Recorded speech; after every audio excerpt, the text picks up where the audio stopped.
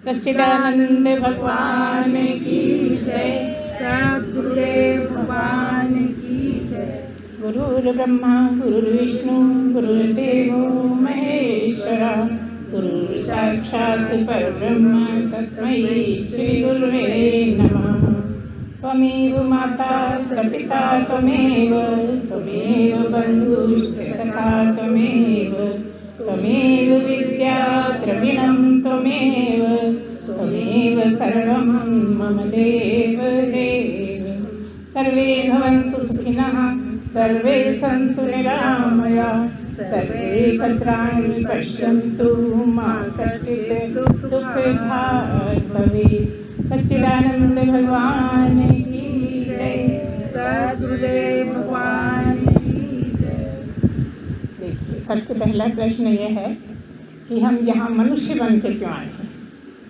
मनुष्य का मतलब ये जो जितने भी बैठे हैं सब मनुष्य की श्रेणी में ही हैं, लेकिन इनमें से सब कुछ जानते हुए भी कि हम क्यों आए हैं उसको बिल्कुल भूले रहते हैं कि हम आए काहे के लिए।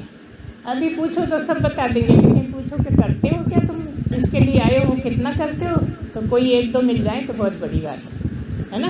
सभी को मन में आ गया होगा याद कि जैसे कि कुत्ता आता है, और क्या कुत्ता बोला है ना, काहे के लिए बोला है ना, देखभाल करता है, भौंकता है मौके पे, और कोई चोर वोर आ जाए तो बता भी देता है, ढूंढ भी लेता है ना कुत्ते का काम। गाय का काम दूध देना, ऊँट का काम रेगिस्तान में चलना, है ना, सब जानते हैं ना। रेगिस्तान में ऊँट ही चल सकता है और कोई नहीं चल सकता, हाथी नहीं चल सकता। उसके पैरों की बनावट ऐसी है जो रेत में धंसता नहीं है, आराम से चल पाता है ना। जितने भी आप पशु पक्षी जानवर देखोगे और दिमाग लगाओगे तो सब समझ में आ जाएगा कि कौन सा जानवर किस चीज़ के लिए बनाया गया है, सब जानते हैं। घोड़ा गाय के लिए है, गधा गाय के लिए है, बेकार कोई भी नहीं, सब काम के हैं। किसके काम के? मनुष्य के ही काम के हैं, चाहे डायरेक्ट हो चाहे इनडायरेक्ट हो। लेकिन जितनी भी दुनिया बनाई है परमात्मा ने सब मनुष्य के लिए बनाई है। हर चीज़ पहले सारी दुनिया बना के तैयार कर दी, अंत में मनुष्य को बनाया है कि कोई चीज़ ऐसा नहीं कि मनुष्य की ज़रूरत हो और ना हो जगत में। क्यों बनाया है? क्योंकि मनुष्य को भगवान अपने समकक्ष मानता है, अपने बराबर का मानता है। क्यों मानता है? क्योंकि मनुष्य में पूरी पूरी संभावना है भगवान हो जाने की।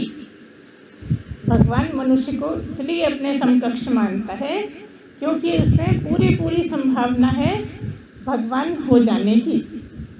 लेकिन बाकी सब तो अपना काम कर रहे हैं, पशु पक्षी हैं, जानवर हैं, जितने भी हैं जगत, सब जिस काम के लिए भेजे गए हैं सब अपना अपना काम कर रहे हैं। लेकिन एक मनुष्य अपना काम कितना कर रहा है? आप ही सोच लीजिए, हर एक अपने अपने मन में सोच लीजिए कि हमें काहे के लिए भेजा है? भगवान को प्राप्त करने के लिए। भगवान के समकक्ष हैं तो भगवान ही हो जाए। मनुष्य में पूरी संभावना है भगवान हो जाने की, लेकिन तब भी मनुष्य वो काम नहीं कर रहा जिसके लिए भेजा गया है। ये तो नहीं कह सकते क्योंकि सब बैठे हैं, आप कहेंगे हम ऐसे ही बैठे हैं क्या? कर रहे हैं काम तभी तो बैठे हैं यहाँ सत्संग में सब इकट्ठे होकर। लेकिन क्या रोज़ आपको ऐसा ध्यान रहता है कि हमें कुछ करना चाहिए, कुछ मनुष्य जन्म में आगे बढ़ना चाहिए, हमें क्या करना चाहिए क्या नहीं करना चाहिए, इसका मनन चिंतन करते हैं कभी? अच्छा, ये तो करते हैं कि भगवान राम के गुणगान गाएं, करते हैं ना। चलो रोज़ नहीं करते, कभी कभी तो करते है ना। तरह तरह से भगवान के गुणगान करते रहते हैं। सबको पता है कि भगवान के कैसे गुण हैं, कितने महान हैं, मगर ये कह के टाल देते हैं कहाँ भगवान कहाँ हम भला भगवान की तरह कैसे, ये प्रश्न उठाते रहते हो ना। भगवान ने जितने भी भगवान ने गुण ग्रहण करे होंगे कभी इसीलिए करे ताकि आपको भी समझ में आए कि ऐसे ही गुण आपको भी ग्रहण करने। भगवान मनुष्य बन के क्यों आए हैं? कौन भगवान? राम, भगवान कृष्ण, हनुमान जी, शिव जी, कितने ही भगवान हैं हिंदुओं में। कहते हैं ना एक भगवान है, भगवान तो अनेक है, बहुत सारे भगवान हैं हमारे यहाँ, कितने ही देवता हैं कितने ही भगवान हैं। तो इतने सारे हैं, लेकिन कब हुए? जब उनमें बहुत ज़्यादा गुण हो गए। तो भगवान होने के लिए सबसे पहले ज़रूरत क्या है कि अच्छे अच्छे गुण ग्रहण करिए। खराब गुण मतलब दुर्गुणों को छोड़ते जाइए। अच्छा, दूसरे तो सब एक दूसरे को बोलते रहते हैं, जिसके जो दुर्गुण हैं फटाक से बोल देते हैं, लेकिन अपने दुर्गुण कौन देखता है? अपने दुर्गुण कौन कौन देखता है? यहाँ सभा में जो बैठे हैं, कोई है ऐसा जो अपने दुर्गुण देखता? दूसरों के दुर्गुण देखते हैं, लड़ भी पड़ते हैं, है ना, घूसा मुक्का भी करने लगते हैं, लेकिन अपने दुर्गुण कोई नहीं देखता। तो अगर मनुष्य अपने दुर्गुण देखने लगे और जो भगवान के गुण हैं वो धीरे धीरे धीरे धीरे आत्मसात करने लगे, ग्रहण करता जाए, अगर पूरे गुण नहीं तो 80% तो ला ही सकता है।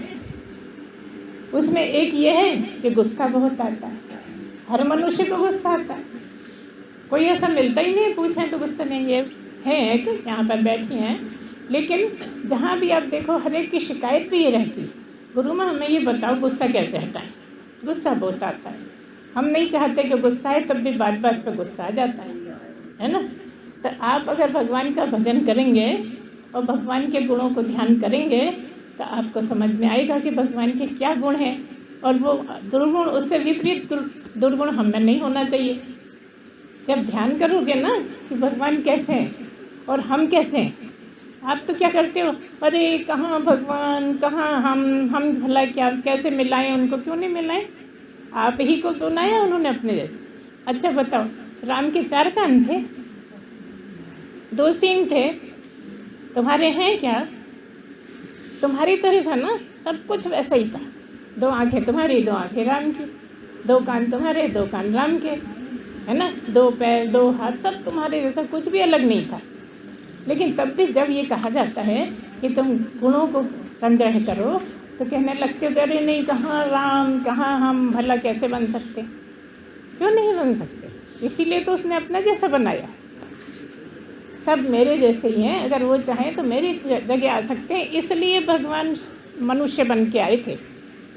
भगवान मनुष्य कुछ नहीं बनते, वो कुछ और बन के बता देते हम भगवान है भैया, तुमसे अलग है, सब कुछ तुम्हारे जैसा क्यों रहा, ये बताने के लिए कि तुम भी भगवान हो सकते हो। और ये जो हमारा मार्ग है ना, ज्ञान मार्ग, यहाँ तो भगवान बनाने का ही काम है हमारे पास, हम तो भगवान ही बनाया करते हैं। ये जो ज्ञान मार्ग है इसमें भगवान तक पहुँचाने की बात है। तो अगर आप इन बातों पे ध्यान देने लगें कि मुझ में दुर्गुण क्या है, आज से ही ऐसा सोच लें कि मैं दूसरों के दुर्गुण नहीं देखूंगा, मैं अपने दुर्गुण देखूंगा। अब जैसे जितने आसानी से इन लोगों ने बोल दिया, गुस्सा बहुत आता है, उधर भी किसी किसी ने बोल दिया, लेकिन सब तो नहीं मानते, करते गुस्सा सब हैं लेकिन मानते नहीं है कि हमें ज़्यादा नहीं आता, हमें ज़्यादा नहीं आता, तुरंत ही फिर करने लगेंगे घर जाके, लेकिन मानेंगे नहीं। तो सबसे पहली बात तो यही है कि मान तो लो, अपने दुर्गुण को मान तो लो, हटा नहीं पा रहे तो नहीं हटा पा रहे, कम से कम समझो तो कि हाँ मुझे गुस्सा आता है। जब आप ये स्वीकारोगे ना कि हाँ मुझे गुस्सा आता है, तब आप कोशिश करोगे हटाने की, है ना। तो क्या होगा, आपने प्रश्न करा गुस्से को कैसे हटाएं, तो गुस्से को हटाने के लिए किस बात पे आप गुस्सा कर रहे हो उसको सोचो कि गुस्सा आया क्यों आता है। किसी ने बुरा कह दिया, गुस्सा आ गया, किसी ने बुरा भला कह दिया, गुस्सा आ गया, किसी ने गाली दे दी, गुस्सा आ गया, किसी ने थोड़ा सा मार दिया, गुस्सा आ गया। यही सब कारण है ना, कुछ और है? यही बोल ना आपने गुस्सा होता, यही सब कारण है ना। तो इसका हल ये है, अगर आप ठीक ठीक समझ पाए, अगर किसी ने गाली दी आपको तो आपको उस समय ये सोचना है कि इसने कोई मेरा कर्म कटवा दिया, इसने गाली दी और मैंने अपनी सहन शक्ति से सुन ली, इसका मतलब मेरा एक कोई कर्म कट गया। आप बताओ, इस पर गुस्सा होने की ज़रूरत है कि खुश होने की ज़रूरत है? आप ही बता दो। अगर आपका एक कर्म कट गया तो आपको खुश होने की ज़रूरत है कि दुखी होने की ज़रूरत है कि गुस्सा करने की ज़रूरत? कोई जवाब ही नहीं दे रहा, किसी को पल्ले नहीं पड़ रहा क्या, है ना। हाँ, तो ऐसे में मन ही मन उसको धन्यवाद दे दो, गुस्सा नहीं। तूने मेरा एक कर्म ले लिया, मतलब मुझे नहीं काटना पड़ेगा। मतलब क्या, मेरा एक जन्म व्यर्थ नहीं होगा। ये हमने आपको पहले भी बताया हुआ या किसी और से सुना होगा कि एक कर्म काटने के लिए एक जन्म भुगतना पड़ता है। 5-10 मिनट की बात नहीं है। एक कर्म काटने के लिए एक जन्म में जाना पड़ता है, और 84 लाख जन्म हैं। दिन भर में आप कितने कर्म बना लेते हैं, उन कर्मों के लिए अलग अलग जन्म लेने पड़ते हैं। अगर आपको मनुष्य जन्म में ये आदत पड़ जाए कि गुस्सा ना आए, तो रोज़ ही कितने कर्म कर सकते हैं। कोई कुछ कहता है, कोई कुछ कहता है, और आप बुरा मान ही नहीं रहे। आप तो अच्छा मान रहे हैं कि अच्छा कर रहा, और 2-4 लोग आ जाएं, मेरे कर्म काट दें, मैं जल्दी से फ्री हो जाऊं, मैं भगवान तक पहुंच जाऊं। ऐसा सोचना शुरू कर दीजिए, चाहे महिलाएं हों चाहे पुरुष हों। गुस्सा हटाने का ये तरीका है कि गुस्सा करने के बदले, ये गुस्सा करने का मतलब ये है कि किसी ने एक चांटा मारा तो आप 2 चांटे मारने को तैयार हैं। यही मतलब है ना। मौका मिल जाए तो मार भी दोगे, है ना। वो तो मौका मिल नहीं रहा। नहीं तो हम ये कह रहे हैं कि आपको जब कोई एक चांटा मारता है तो आप 2 चांटे मारने की इच्छा रखते हो और मार भी देते हो। अगर आपका है उस पर जोर तो मार देते हो। तो क्या मतलब हुआ, आवत गाली एक है, पलटत होए अनेक। वाको एक की एक है, तो को बने अनेक। अब सोचो, गुस्से में आपने अपना ही तो बिगाड़ लिया, जबकि उसने गाली दे के आपका एक कर्म काट दिया था। अब बताओ, जब उसने आपका कर्म काट दिया था तो धन्यवाद के लायक है कि गुस्सा करने के लायक है ना? है ना? तो आप बजाय उस टाइम पर गर्म होने के ये सोचिए मन ही मन, क्योंकि उसे तो पता नहीं है। धन्यवाद दे रहे हैं आप, उसने गुस्सा दिया है, गुस्सा दिलाया है, तो आप उसके बदले उसको मन ही मन धन्यवाद दें कि भैया मेरा एक जन्म कम हो गया, जिसको मैं भोगने जाता नीचे की योनियों में, वो तूने यहीं का यहीं काट दिया। तो मन ही मन धन्यवाद दे दो। बस ये बहुत अच्छा तरीका है, अगर कर पाओ तो। शुरू शुरू में मुश्किल पड़ेगी, करना चाहोगे तो भी होगा नहीं, लेकिन ठान लोगे तो कौन सा काम मुश्किल है। यहाँ इस जगत में कौन सा काम है ऐसा जो मनुष्य नहीं कर सकता। यहाँ तक कह दिया कि मनुष्य तो आसमान के तारे तोड़ सकता है। क्या तोड़ सकता है? क्यों बोला है? आप जो चाहें सब कर सकते हैं, कठिन कुछ नहीं है, करने पे आ जाएं। तो अगर आप करने पे आ जाएं तो अपने कर्म इसी बहाने, बहुत दूसरे लोग आपके कर्म काट रहे हैं, आप मज़े में हैं, है ना। न डंडे पड़ रहे हैं, ना कोई परेशानी हो रही है, मन ही मन खुश हो रहे हैं कि अरे भाई वाह, बड़ा अच्छा मिल गया। ये तो आप क्या कहते हैं, ये तो बहुत बुरा, हट जा मेरी नज़रों में से, चला जा यहाँ से। करते हो ना ये? अच्छा नहीं बोलोगे तो मन में तो सोचते ही कि कहाँ सुबह सुबह इससे मिल गए, इसने मुझे ऐसी सुना दी वैसी सुना दी तो बहुत अच्छा रहा। आपको सहन शक्ति बढ़ानी है, इससे डबल फ़ायदा है, गुस्सा भी कम होगा, सहन शक्ति भी आएगी। सहन शक्ति आए तो बहुत कुछ बदल जाता है जीवन।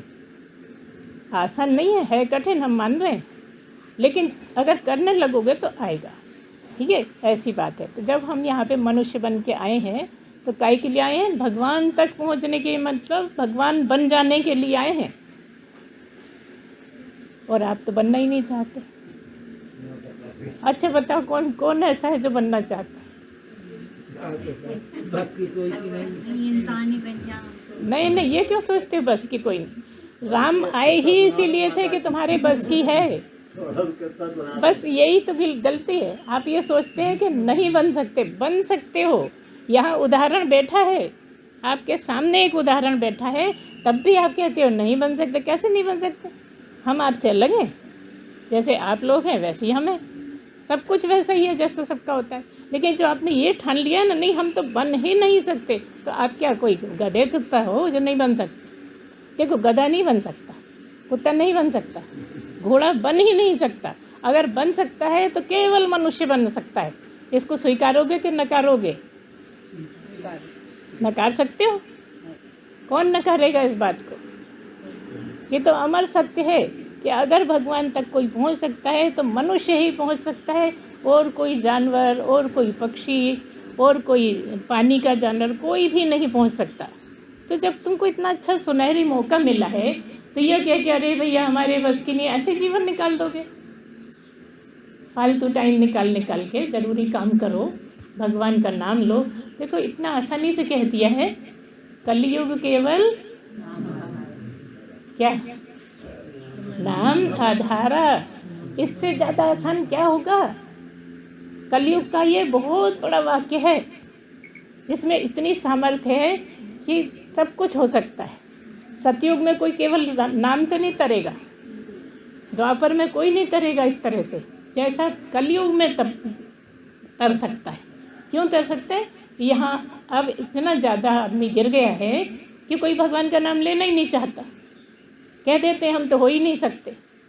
भाई ठीक है, आप दुश्मनी में किसी से कह दो कि वो तो हो ही नहीं सकता, वो तो बहुत ख़राब है। आप अपना क्यों कहते हो। अगर आप अपना बुरा ये कहते हो कि नहीं हो सकते, इसका मतलब आप बहुत बुरे हो, आपकी कोई गुंजाइश ही नहीं है हो पाने। अच्छा, एक तरफ तो आप अपने आप को बहुत अच्छा समझते हो, पड़ोसी को बुरा समझते हो, दोस्त को बुरा समझते हो, सबको बुरा समझते हो, अपने को कब बुरा समझते हो। और दूसरी तरफ ये कह रहे हो नहीं हम तो हो ही नहीं सकते। सबूत दीजिए हमको क्यों नहीं हो सकते। राम से क्या क्या अलग है आप में। इतना ही तो अलग है कि वो भगवान थे और आप व्यक्ति हो। तो व्यक्ति से भगवान तक पहुंचा जा सकता है, मनुष्य से भगवान तक कोई भी पहुंच सकता है। हाँ, थोड़ा महिलाओं के लिए मना किया जाता है, मुश्किल काम है, लेकिन देखिए महिलाएं भी पहुंच जाती हैं। यहाँ तो सबूत हाजिर है।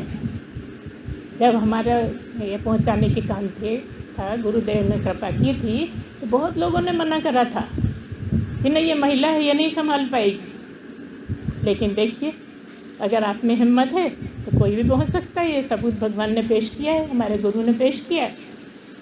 तो आप ऐसा क्यों मन में रखते हैं कि नहीं हो ही नहीं सकता, पहुंच ही नहीं सकते। आप मन में रखिए, हम जब मनुष्य बने हैं तो हम अधिकारी भी हैं और पहुंच भी सकते हैं। और सबसे बड़ी बात यह है कि सारे काम करते हुए पहुंच सकते हो। ऐसा नहीं है कि कुछ छोड़ना पड़ेगा आपको, सब कुछ करते हुए आप ये छोड़ सकते हो।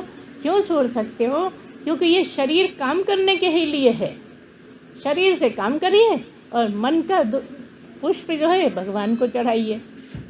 अभी आप पेड़ में से तोड़ लाते हो, पुष्प चढ़ा देते हो, माला बना लेते हो, चढ़ा देते हो। जो आपके पास सबसे बड़ा पुष्प है मन रूपी, वो चढ़ाओ, वो भगवान को चढ़ाओ। तो वो चढ़ाते चढ़ाते आप भी भगवान ही हो जाओगे। इसका मतलब खाली पुष्प चढ़ाने से नहीं होगा। चढ़ाने का मतलब ये, इसमें भगवान को रमा के रखो, अपने मन में भगवान को 24 घंटे रखो। अब 24 घंटे कह दिया तो फिर हमें क्या और काम नहीं करना, सब काम करो। काम करा आ गए भगवान में, काम करा आ गए भगवान में। कभी कभी लोग हमसे ये कहते हैं यही बोलती रहती हो, मगर इतना ही पाठ तो पूरा नहीं हो पा रहा। अगर इतना पाठ पूरा हो जाए तो हम आगे चलें कुछ।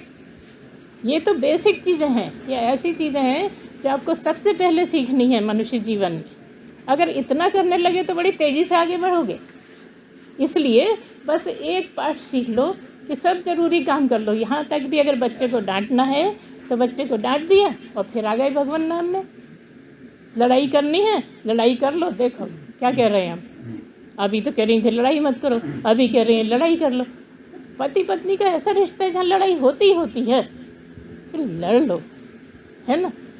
ऐसा रिश्ता है कि लड़ाई भी होती है और दूर भी नहीं होते, बने रहते हैं। तलाक वलाक नहीं रहते कि आज लड़ाई होगी तो अलग हो गए, कल फिर मिल गए, परसों फिर लड़ाई होगी, ऐसा नहीं होता। ये ऐसा रिश्ता है जो एक दूसरे का सहायक होता है। अगर एक दूसरे को समझ के चलें तो इससे अच्छा कोई रिश्ता ही नहीं है। लेकिन बस परेशान एक दूसरे को करते हैं और मज़े लेते हैं। एक दूसरे के बिना काम भी नहीं चलता, न पत्नी का चलता है, पति समझता हमारा चल जाएगा, पति का भी नहीं चलता है। तो ये तो बहुत अच्छा रिश्ता है। अगर दोनों पति पत्नी आते हैं सत्संग सुनने तो बहुत सहायता मिलती है। उनमें से हमने तो इन लोगों को देखा है, सुंदरलाल जी और इनकी पत्नी, दोनों समझते हैं, दोनों साथ में भजन गाते हैं, दोनों अच्छे से बात करते हैं। हमारे आए हैं, पत्नी भी आई हैं, तो बहुत अच्छा है। तो ऐसा हम सभी का चाहते हैं कि सभी इस मामले में मिल के रहें, पति पत्नी मिल के रहें। थोड़ी देर भगवान का नाम लें, सारे काम निपटा के सीधे सोने ही तो जाते हो, है ना। 5 मिनट सोने से पहले भगवान का नाम लो, मिल के लो या लग लो, छतना भी नहीं होता। चलो भाई ससुराल में रह रहे हैं कैसे मिलें, क्या करें, कैसे बात करें, डांट पड़ जाएगी, तरह तरह की बातें आती। ठीक है, सोने तो जाते हो ना, कौन सोने नहीं जाता? सारे काम ख़त्म होने के बाद सोने कौन नहीं जाता? रात हो गई, खाना खा लिया, सब काम हो गए, कुछ काम बचा नहीं, अब कहाँ जाओगे? घूमने? सोने ही जाओगे ना। चलो सोने भी चले गए, बिस्तर पे लेट गए, किसी को ओढ़ना है, किसी को नहीं ओढ़ना है ना? किसी को चादर ओढ़ना है, गर्मी पड़ रही है तो हल्की चादर ओढ़ ली। अच्छा, महिलाओं को अगर नहीं ओढ़ना है तो साड़ी यूँ कर ली, ठीक है ना, करती है ना। अब सो रहे हैं, लाइट जल रही है तो साड़ी यूँ कर ली, क्या कर। अगर आप ऐसे करके भगवान का नाम लेते रहें और कमरे में अगर कोई आता है तो आप सोते लगेंगे कि जगते लगेंगे? बताइए। हिंदी भाषा तो सब समझ रहे हैं ना? बोल तो हम हिंदी ही रहे। अगर आप चादर ओढ़े हैं और लेटे हैं और आप भगवान का नाम ले रहे हैं तो किसी को पता चलेगा कि आप सो रहे हैं कि भगवान का नाम ले रहे हैं? नहीं पता चलेगा ना। और ऐसे ही करते करते आपको नींद आ गई, भगवान का नाम लेते लेते नींद आ गई। दिन में सब कुछ हो गया, झंझट भी होते रहे, बच्चे भी संभालते रहे, गुस्सा भी करते रहे, लेकिन सोते समय भगवान नाम में ही नींद आ गई तो क्या होगा? जब नींद खुलेगी तो भगवान नाम में ही खुलेगी। आजमा के देखो 2-4 दिन, हम गारंटी लेते हैं इसकी कि अगर सोते समय तुम भगवान नाम लेते हुए सोए हो, नींद आई है, तो निश्चित जानो उठोगे तो भगवान नाम अपने आप याद आ जाएगा।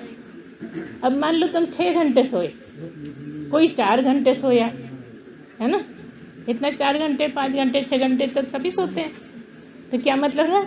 5 घंटे आपने भगवान नाम लिया, सोते टाइम भी ले रहे थे, उठते टाइम भी याद आ गया। तो इतने टाइम जब तुम भगवान नाम लोगे तो जो तुम्हारी शिकायत है कि मन भाग जाता है, अब बार बार आएगा, दिन में बार बार भगवान नाम मुँह से निकलेगा, क्योंकि 5 घंटे तुम भगवान नाम में रहे हो। 24 घंटे में 5 घंटे कम नहीं हैं। अच्छा, आपसे विपरीत देखो, तुम सोते टाइम दिन में किसी से बहुत झगड़ा हो गया था, सोते टाइम तुम वही झगड़ा करते हुए सोए, करते हुए मतलब याद करते रहे, मैंने ऐसा बोला, उसने ऐसा बोला, उसने इतनी गालियाँ दे दी, उसने ऐसा करा, और नींद आ गई। अब जब उठोगे ना वही लड़ते लड़ते उठोगे।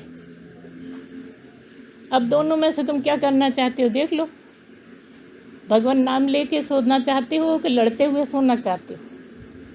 तो इसलिए दिन में कुछ भी होता रहे सब छोड़ो और सोते टाइम भगवान का नाम लेते हुए सोने लगो, तो तुम्हें दिन में भी याद आने लगी। और जब ये घनीभूत हो जाएगा, जब तुम्हारी रोज़ आदत पड़ जाएगी कि रात में नाम लेके ही सोते हैं, तो फिर तुम्हें ध्यान भी लगेगा, दिन में बार बार याद आएगी, इतना कठिन नहीं होगा, मन अपने बस में रहेगा, बार बार भागेगा नहीं, भागेगा एक दिन में नहीं हो जाएगा, लेकिन धीरे धीरे धीरे धीरे आप एकाग्र होने लगेंगे, यहाँ तक कि जगते में भी एकाग्र होने लगेंगे। भगवान तक पहुँचने के लिए एकाग्रता बहुत ज़्यादा चाहिए। आप जहाँ हैं बिल्कुल उसी में रमे रहें। आप भगवान से में डूबे हैं, कमरे में कोई बातें कर रहा है, आप भगवान नहीं हैं, गायब, आंखें खुली हैं, लेकिन आपको नहीं पता दुनिया कहाँ है, कौन क्या कर रहा है, इतनी आदत बन जाती है। तो ये इतना मुश्किल नहीं है बड़ा आसान। और बार बार ये ध्यान करिए कि हमें भेजा इसीलिए गया है कि भगवान तक पहुंचना है, हमारी यात्रा भगवान तक है, इसमें ज़रा भी संदेह नहीं है।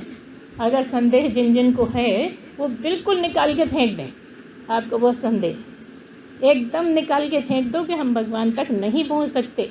अगर इस जन्म में शुरू कर दिया, पक्के में जानो अगले जन्म में फिर मनुष्य बन जाओगे, क्योंकि तुम्हारी तीव्र इच्छा है कि मैं भगवान तक पहुंचूं।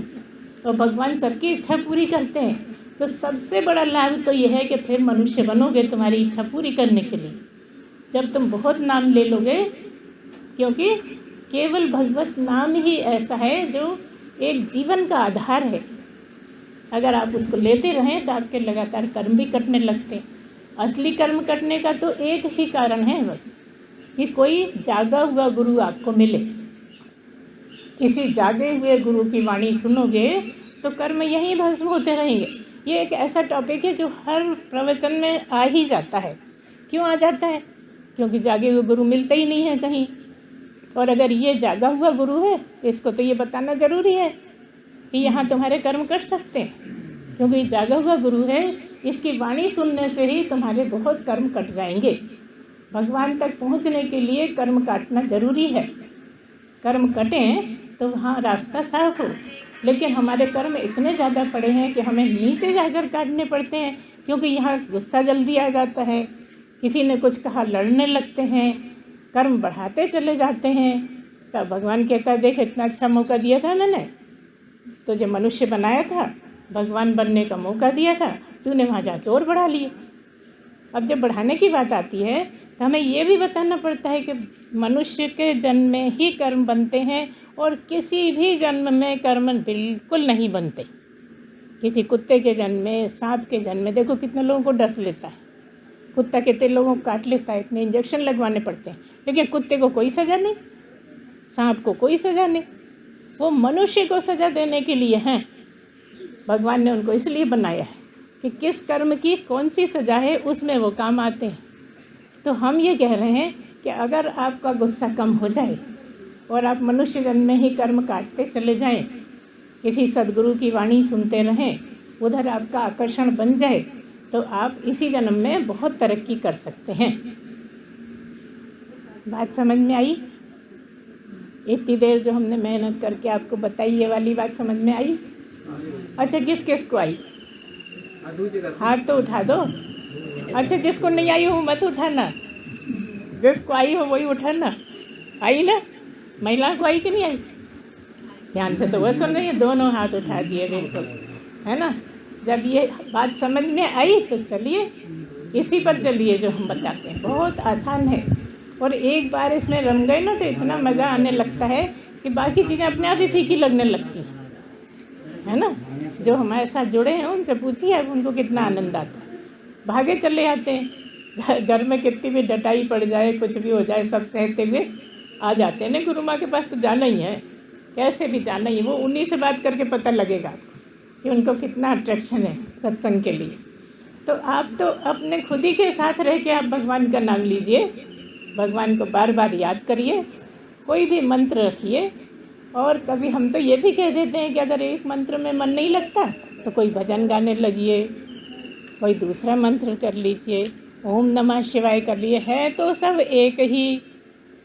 अब ये बात अभी आप कह रही थी बहुत से भगवान है, अभी आप कह रही हैं एक ही है, कोई तुक की बात करो ना, कभी कुछ, ये क्या थाली के बैंगन। तो ध्यान से सुनो, भगवान तो बहुत सारे हैं और आप भी भगवान हो सकते हैं, हो जाएंगे अगर करें तो, ठीक है ना? इतने भगवानों में एक और भगवान मिल गए, लेकिन सबके ऊपर जो बैठा है वो परमात्मा है, वो ब्रह्म है। जिसने ब्रह्म को जान लिया, जिसने परमात्मा को जान लिया, मनुष्य शरीर लेकर जो आया है उसने परमात्मा को जान लिया, वो भगवान हो जाता है। आई बात समझ? इतने लोग बैठे ना, सब हो सकते हैं अगर प्रयत्न करें।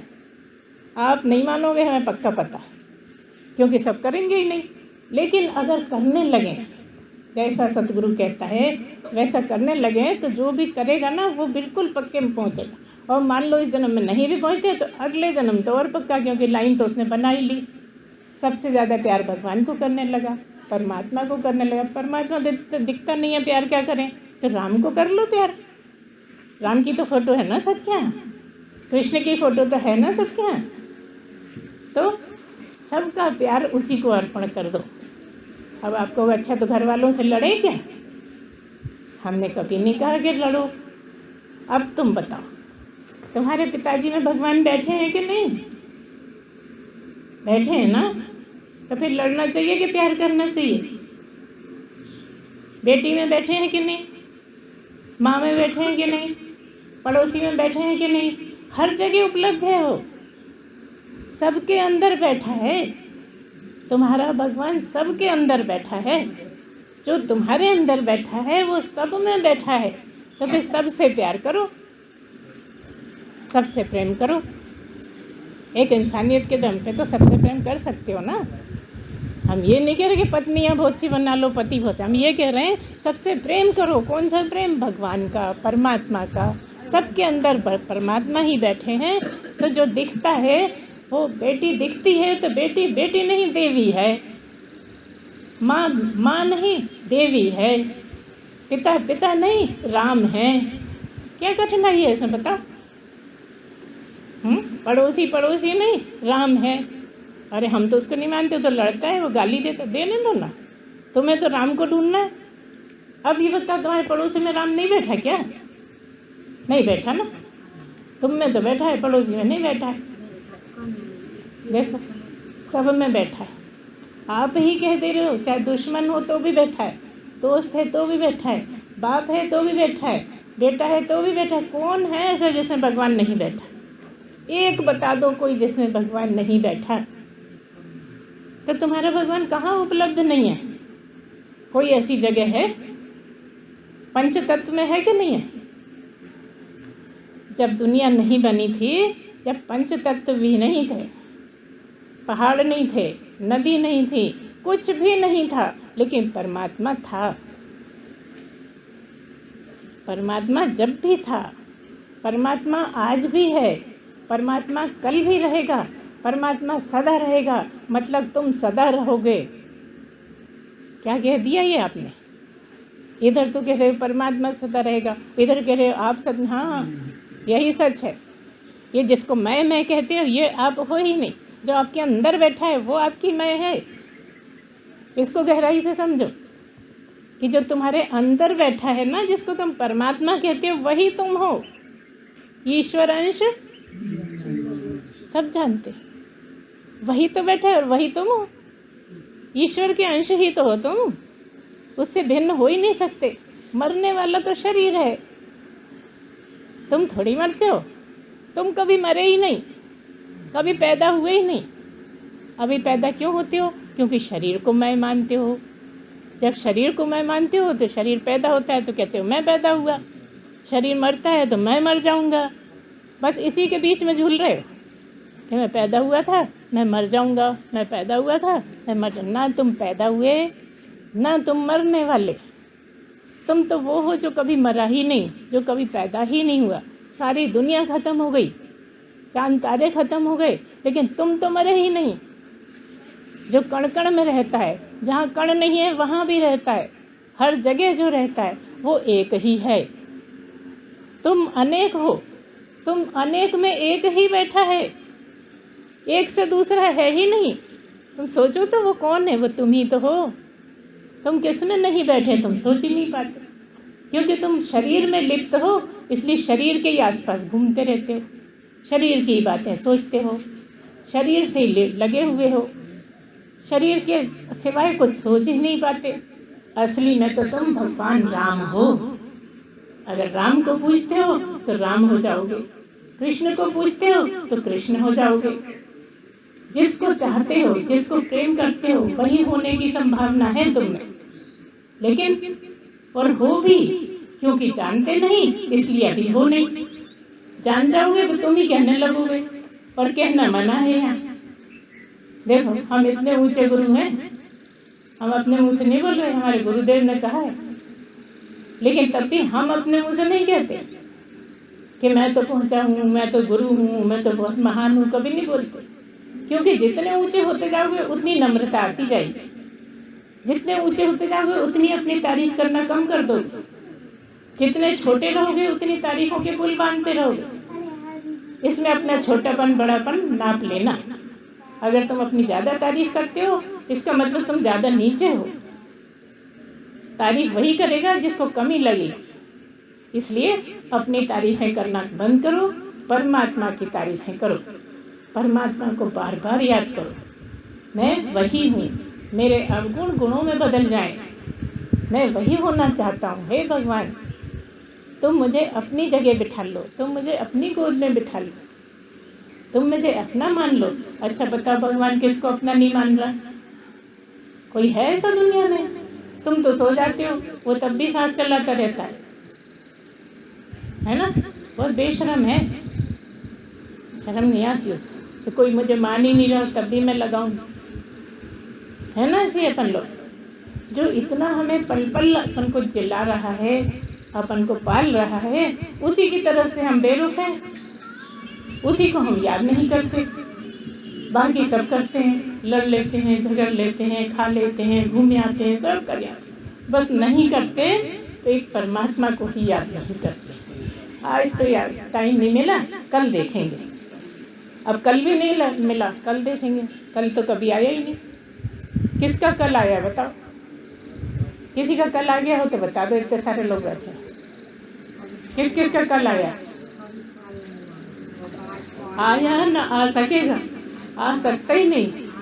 तो जो आज कर ले बस वही, काल करे सो आज कर, और आज करे सो अब, पल में पर ले और बहुरी करे वो कब। तो बस आज से ही नहीं, अभी से शुरू कर दो।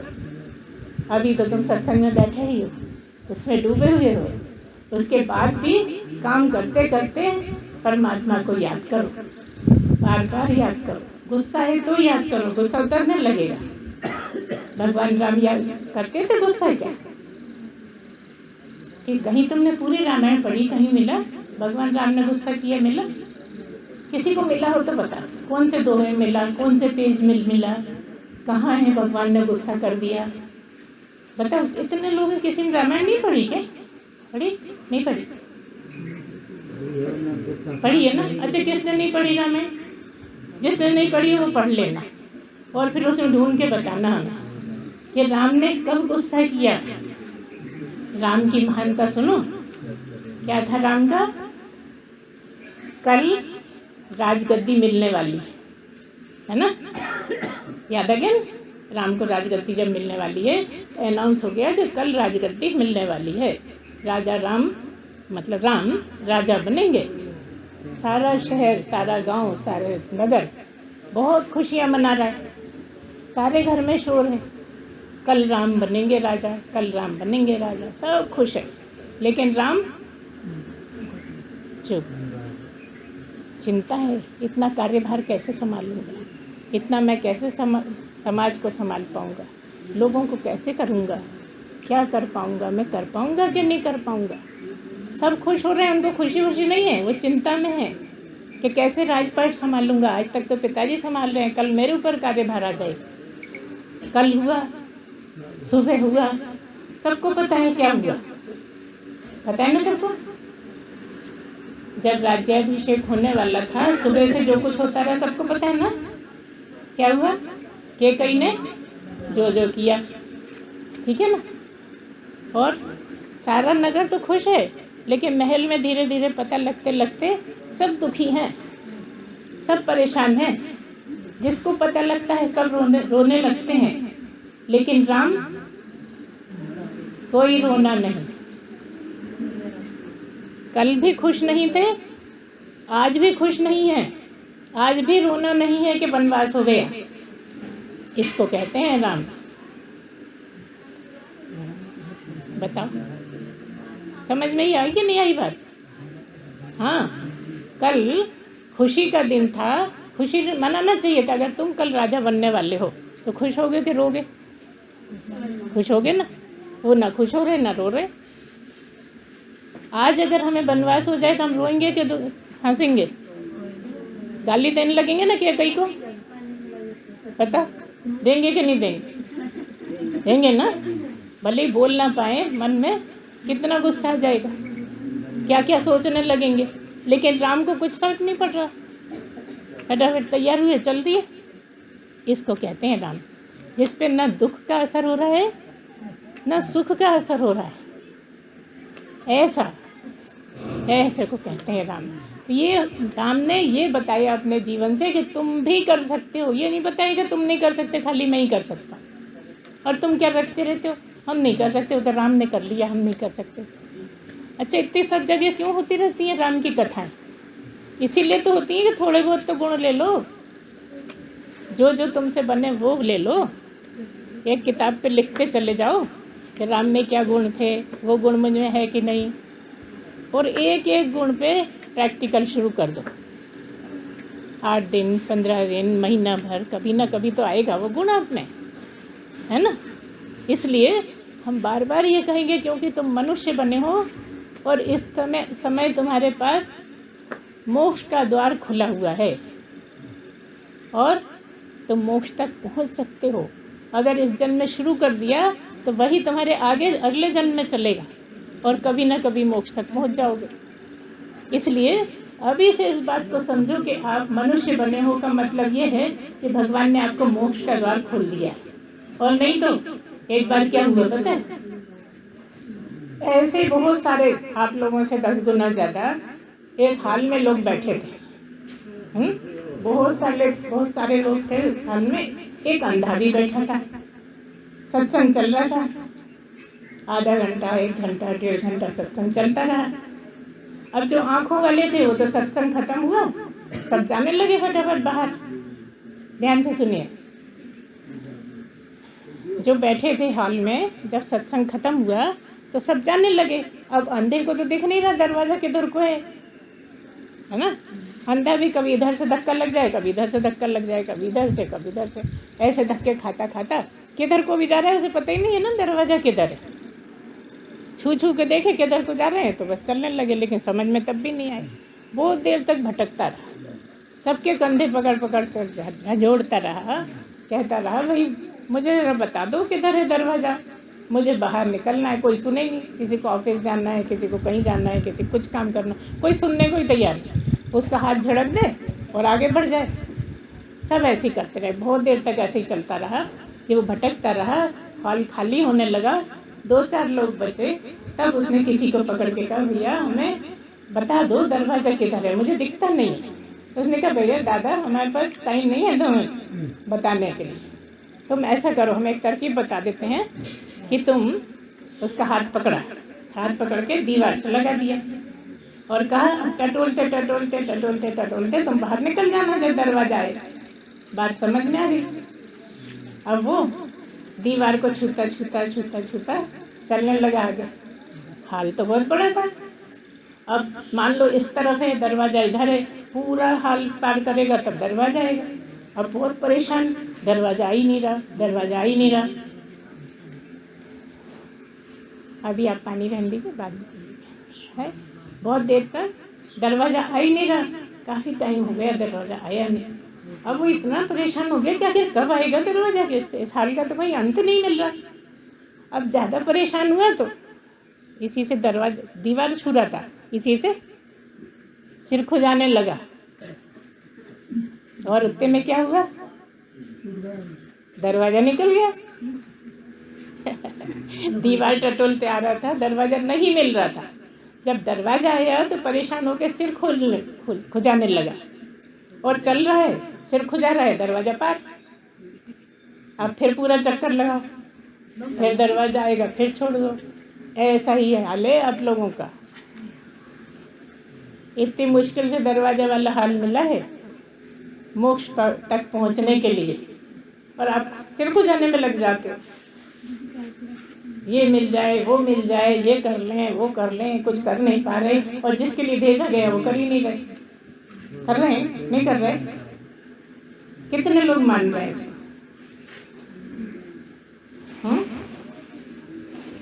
आप कर रहे हैं? नहीं कर रहे तो करिए, ठीक है ना। सब लोग इस तरह से आप चलिए, क्योंकि मनुष्य का जीवन मतलब मोक्ष का द्वार है। इस द्वार में प्रवेश मिल गया तो सारे दुख सुखों से फुर्सत। जो दुख आते रहते हैं हम उनसे छूटना चाहते हैं, परम आनंद में पहुंच जाएंगे। परम आनंद सबको चाहिए। अच्छा, आनंद तो सभी समझते हैं, परम आनंद कौन सा है? जो मोक्ष पाके मिलता है उसे कहते हैं परम आनंद। देखो अभी तो इतनी परेशानी है कि थोड़ी देर बिना पानी के भी नहीं बैठ सकते। ज़्यादा टाइम नहीं हुआ कि सुबह से बैठे, अभी खाना वाना खा के पानी पी के बस बैठे ही हैं। चाहे भले नीचे रह के पानी नहीं पीते होंगे, 2-2 घंटे नहीं पीते होंगे, लेकिन यहाँ पर पानी सबको चाहिए। थोड़ी देर तो भगवान में मन लगा लो भाई, इतना तो ध्यान रखो, थोड़ा मन पे कंट्रोल रखो, और बच्चों को भी सिखाओ कि इतनी जल्दी विचलित नहीं हो कि पानी चाहिए, खाना चाहिए। इसलिए हम आए इसलिए बुरा लगे या भला लगे, जो सही बात है वो तो कहना पड़ेगा। इसलिए आगे से ध्यान रखिए, आप थोड़ी देर मन को कंट्रोल करो। यही तो कारण है कि गुस्सा बहुत आता है, मन कंट्रोल कर ही नहीं पाते ना। तो देखो खांसी चली किसी को, ना किसी को बेचैनी हुई, ना कोई बेहोश हुआ। पानी की इतनी ज़रूरत तो नहीं थी, 10 मिनट और पानी नहीं पियो कोई फर्क नहीं पड़ेगा, ठीक है ना। इसलिए आगे से ध्यान रखिए। अगर हमें बुलाओ तो जितनी देर सत्संग हो, इन्हें ना शरबत, ना पानी, ना चाय, ना कुछ नहीं, बस तुम थोड़ा समय हमें दे दो। इतने कंजूस हो कि हमें थोड़ा सा समय भी नहीं दे सकते। इतनी दूर से आए हैं हम, तो थोड़ा तो हमें भी भेंट चढ़ाओ। समय की तो भेंट मांग रहे हैं हम, तो उससे आपका ही लाभ है, हमारा तो कुछ लाभ बचा नहीं। जो करने के काम थे पूरे हो गए मनुष्य जन्म में जो होने थे। हम ये चाहते हैं कि आप लोग भी उस मार्ग पे आगे बढ़ें, क्योंकि हिंदू हैं।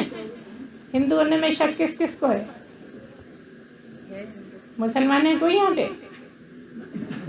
कोई नहीं है ना, किसी ने हाथ उठाया ही नहीं, है ना। मुसलमान कितनी बार पढ़ता है नमाज? अपन कितने दिन में सुन रहे हैं सत्संग?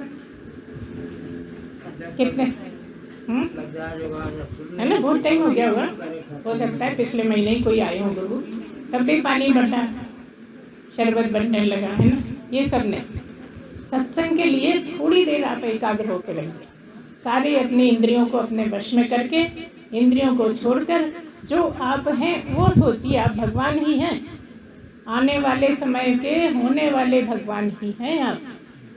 तो इतना कंट्रोल तो होना चाहिए ना। थोड़ा थोड़ा कंट्रोल करोगे तो सब कुछ कंट्रोल होने लगेगा, आसान हो जाएगा। जो दुख है वो सुख में बदल जाएगा। दुख जब तक रहता है जब हम दुख से दुखी होते हैं। जब हम दुख का ये मतलब समझ जाते हैं कि दुख होना मतलब हमारे कर्म कटना। भगवान तो पता नहीं कहाँ कहाँ से ढूंढ ढूंढ के लाके आपके सामने दुख रखता है कि इसको काट ले समय को।